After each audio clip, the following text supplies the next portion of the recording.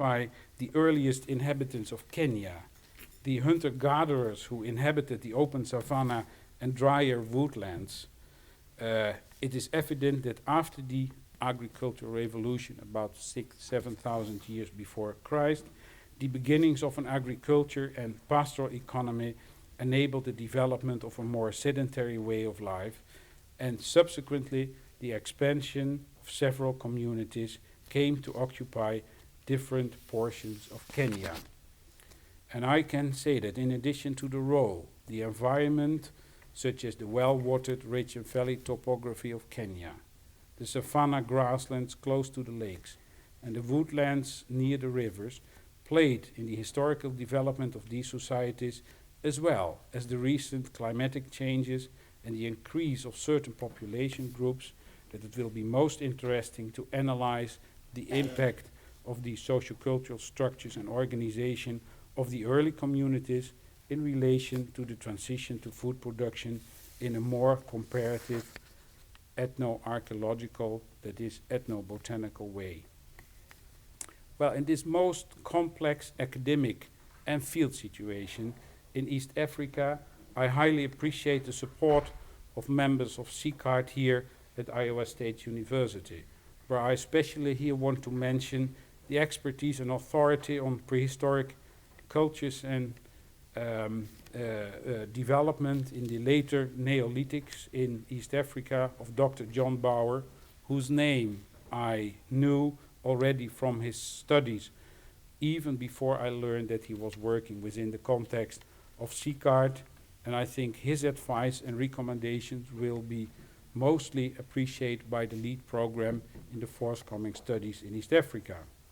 In this context, I would like to share with you the impetus which, due to the network where we are a member, has been given to this particular pilot study which we envisaged this summer in Kenya. When Dr. Warren and myself and my wife, when we were visiting ISU for following the DAT training program, I had the pleasure to join Dr. Warren to visit Pioneer Hybrid Laboratories here not far away in Iowa. And as you were already told, we were very pleased to learn that CICARD had received a substantial grant from Pioneer for their initial work.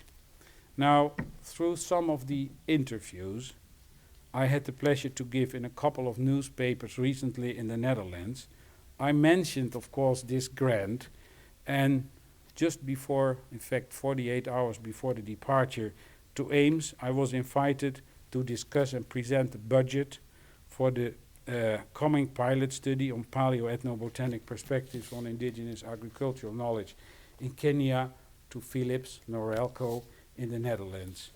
And they showed themselves most interested to perhaps also co-sponsor this project together with an initial grant from the University of Leiden. When we visited and arrived at Des Moines Airport, Dr. Warren handed a telex from Philips to me, of which the context was very promising. I'll just share with a rather novum in this audience the content. I confirm our today conversation. We are very pleased to sponsor the above mentioned project for a total amount of US $20,000 on behalf of Philips Medical Systems Division, Philips Industrial and Electro Acoustic Systems Division, Philips Kenya, free of charge service activities for Philips products involved in this pilot project. We wish you and Dr. Leakey a good start in Kenya for this very important human social project, signed by Raymond Mathai, Regional Manager of Philips Regional Systems in East Africa. Now, I think this contribution will indeed give us a good start. And we look forward to keep you closely informed, especially again through CICARD, a network and a newsletter. Dr. McClure, if I may conclude now to assess the tremendous potential CICARD has not only for the LEAD program as one of its overseas members, or perhaps better say daughters, but for the total reorientation and development thinking around the globe, I wish to stress that for our work, CCARD is giving us an extra dimension in terms of broadening the specialism and the expertise through its international network, where authorities, as visiting experts, could come and assist in preparing and executing indigenous knowledge systems oriented projects.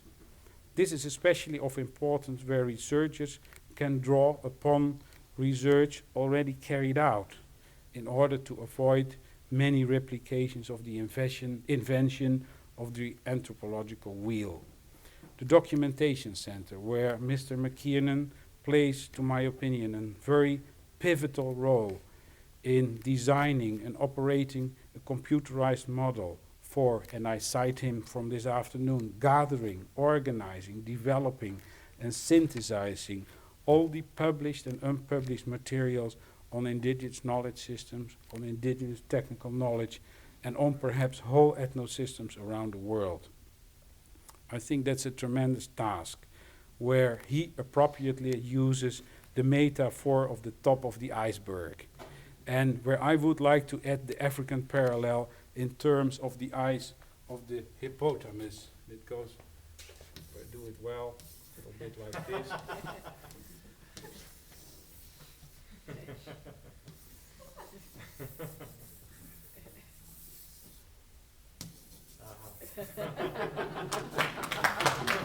It's your word. Many important issues, yes, I'm concluding. Many important issues have already been identified and expressed. And I am sure that many more will evolve from this week's meeting. We will especially take home from these meetings a feeling what Dr. Lynn Compton expressed to us yesterday as a sort of feeling of a near revolution of thinking in development. AID, pioneer, Philips have set the tone for this start. The Netherlands Development Agency of the Ministry of Foreign Affairs is now following to include indigenous knowledge systems in their development efforts, still under the motto of the cultural dimension of development. And I wish to conclude to mention, and I think that's also very important, some of the tasks we from LEAD, from the University of Leiden, could contribute to the undoubted success of CCARD, where I especially think of collaborative research in projects and programs, presenting material of the, what you have called the gray of the fugitive sources on indigenous knowledge, even outside our own specialties, coordination of tasks in order to contribute to the accumulation of new evidence in this field, joint symposia, conferences, and publications together with our counterparts from this university, and last but not least, the diffusion of the idea of the importance of indigenous knowledge systems within our own academic circles, with donor agencies, and beyond that, with the local farmers and artisans themselves, which over the centuries have been providing us with such a rich heritage of indigenous knowledge, which together we should foster and cherish for the decades to come. Thank you very much.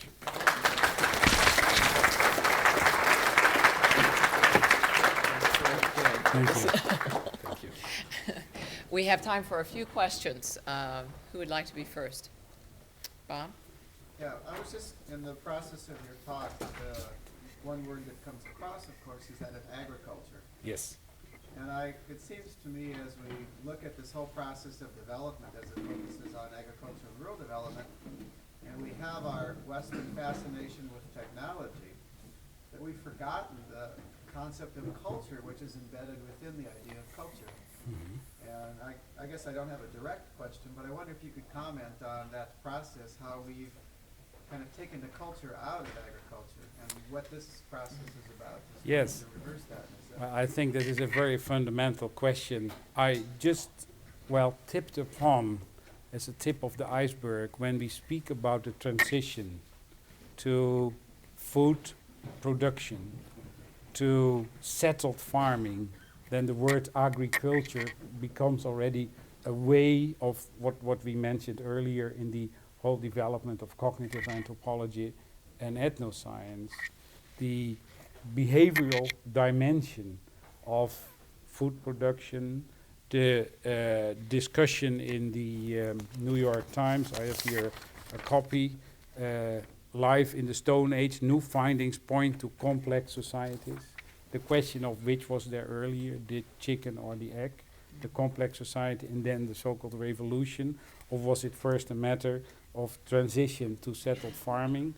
And I think that this sort of insight, what we could really need in our historical and prehistorical perception of local knowledge systems, could then enlighten the onset of the cultural layer over this early behavior approach, what we just mentioned, the literate cultures, which obviously came after this revolution and perhaps were the second most revolutionary step in our whole evolution. So I think this is the thing what we really should keep in mind, of course, especially Iowa State, which is the mecca of agriculture knowledge.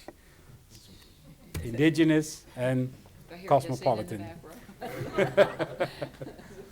Well, I guess what I'm actually thinking of is really from the end of the Second World War until the present, is where I think we've really lost touch with that. Oh yes, oh yes. Well, there I can show you some signs in the Netherlands, where after the World War II we were proud to increase the production of 1 square meter 4 times, but where we are now piled up with, well, all these chemicals, and in your secret CIA reports, the Netherlands are designated as one of the problem areas in drinking water in the coming 5 years. So we should stick to something else to drink, Mike. The moral of that story, huh? Next.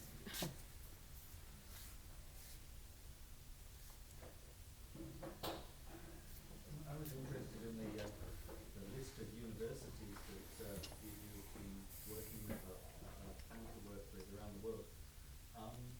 Do you get the feeling that this is something that is confined to universities, or is there interest in indigenous knowledge also in ministries of agriculture, in ministerial research institutes, extension agencies, things like that? I spoke about some theoretical problems and some practical problems. Where you hit the nail is the practical problem, and I'll explain it to you.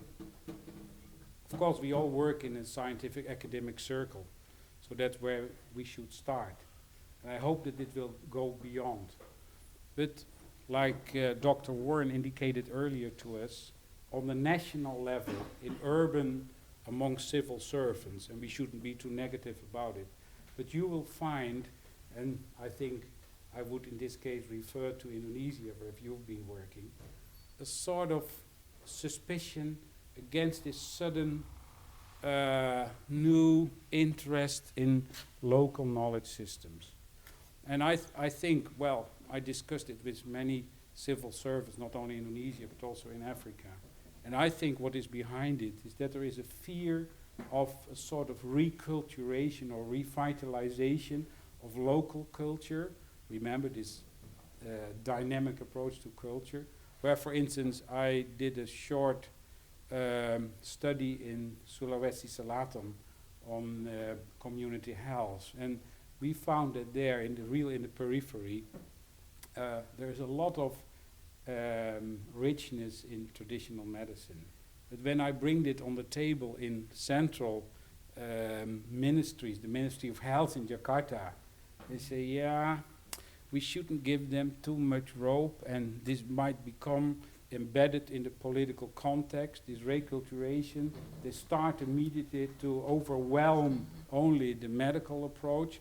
And you know, a social movement come out, and we know from the Chinese model that the social movement can turn into a political system like the Cultural Revolution.